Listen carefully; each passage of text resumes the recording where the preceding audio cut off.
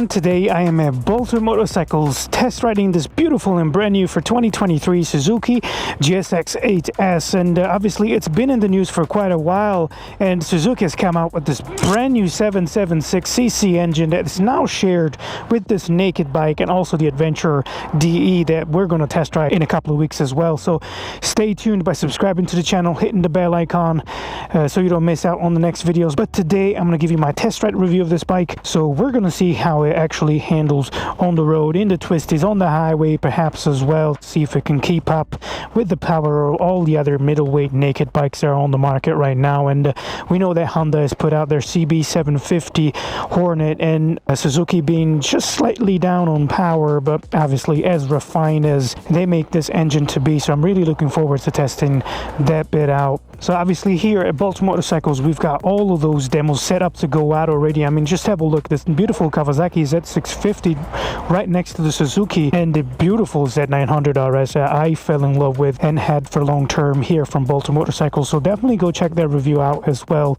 But yeah, let's get started with a quick sound check.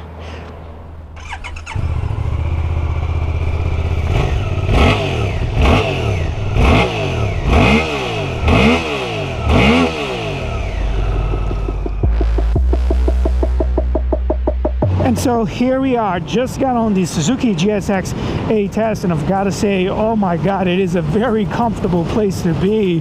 The bike feels like a proper naked bike should feel, and I've got to mention its main competition. I think rather than the Honda Hornet that I haven't really gone on yet, I've got to mention the KTM 790 Duke, and since I've test ridden that bike a couple of weeks ago, so it's kind of fresh in my mind, and I've got to say that that bike feels way smaller than the Suzuki. So if you're a bit taller, you know, you probably feel a lot more comfortable on this Suzuki. I'm 6 foot tall and I'm so comfortable up here, you know. Even the seat is, you know, pretty well padded for what it is and for the budget. I mean, let's just remind ourselves, come on, this bike is $7,999 with all the rider aids that you should desire, like traction control, ABS, power modes, and the all-important quickshifter.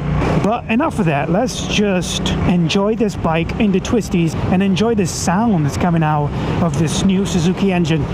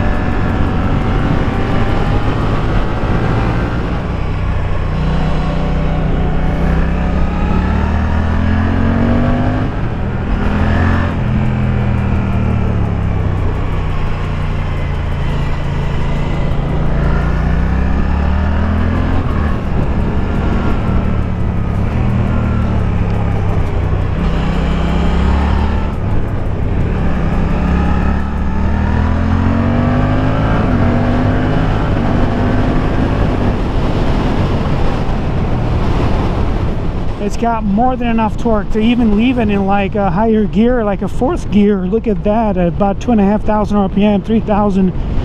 Give it some and it will go, happily go. It doesn't buzz as much as you might think. So it's one of those things that you look forward to if you're going to be commuting on this bike as well. And listen, just a quick note about the brakes. I actually quite like them, but in pure Suzuki fashion, it's almost like it feels like all or nothing. The feel of the lever, there's not much feel at the lever. The good news though is that it is a lot less noticeable on this naked bike than there is on the bigger bikes from Suzuki, like the GSX-1000 GT. I thought the brakes were excellent, but again, there's less feel. And that's another thing. Engine braking, I thought, in A mode at least, it felt really good, really sporty, really aggressive. So you probably never really have to kind of play with the brakes as such or as much here at the front, but because the back is actually quite powerful. But yeah, let's have a look here. Now we're in B mode in town, where it's a bit slower. How does it feel? Is it still comfortable enough to do the cheeky overtake? Like, I don't know, for example, this guy,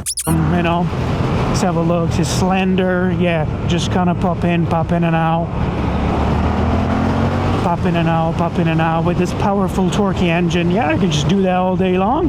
The power is very smooth as well. Obviously we're in B mode now, but now we need to talk about the suspension setup, and I think this is where this bike feels so grown up, you know, compared to its competition. I think that the extra weight actually kind of helps it balance it, and in the twisties or changing directions quickly or whatnot, it's really quick. And that twisty section there that we just did it was really impressive. You know, it feels just as nimble as the KTM 790 Juke. With the extra weight on, it doesn't really sit that much at the back. It is a bit more on the firm side, I'd say, at the back, but not so much so that it's going to be uncomfortable over bumps. But at the front, yeah, there is a little bit of diving. I mean, what'd you expect? I mean, look at this. You're braking hard, there's going to be some diving. Imagine you're braking here. It's playful, you know, it's playful enough. So yeah, you know what, I'm actually quite happy with the suspension setup, and in stock form, yeah, you'll be plenty happy. What about jerkiness though? Is it jerky? Is the throttle jerky though? Sure, in B mode, yeah, a little bit, but honestly, if you keep a steady hand there, just keep it there, you kind of got to play around. It's not much. It is a little bit more amplified in A mode, as it should be, because you need the engine to be a little bit more aggressive and sharp. But C mode cuts it all out, doesn't it? I would just keep it in A mode because it's actually quite fun. Now, time to get on the highway here and find out how smooth it is. 6th gear. Let's see what RPM range we're in. 4,500 RPM. Give it a bit more. Almost touching 5,000 RPM at 70 miles an hour. Yeah. All right, how smooth is it? Well, not bad, you know. If you go any faster than 70 miles an hour, if you ever dare to do that, not that we're doing it right now, yeah, it is a little bit uncomfortable. Cheeky overtake. In 6th gear as well. Yeah, more than doable. And so as I'm now just making my way back to Bolter Motorcycles to give this bike back, I've just spent over a couple of hours now on this bike, and I think I've got a pretty good feel of what it's like now after riding it in the twisties a little bit, in town, on the highway. And you know what? You get a lot for your money here. I think value for money is sky high on this Suzuki, and yeah, of course, the Hornet, at least on paper, is cheaper, but of course doesn't come standard with a quickshifter. And from what I hear, the suspension is not as sophisticated, or does not feel as sophisticated as this bike. And so yeah, for my final thoughts, this Suzuki GSX-8S, it's got the looks. I think it looks really, really cool. For 7,999 pounds, what a bike. I mean, what is this?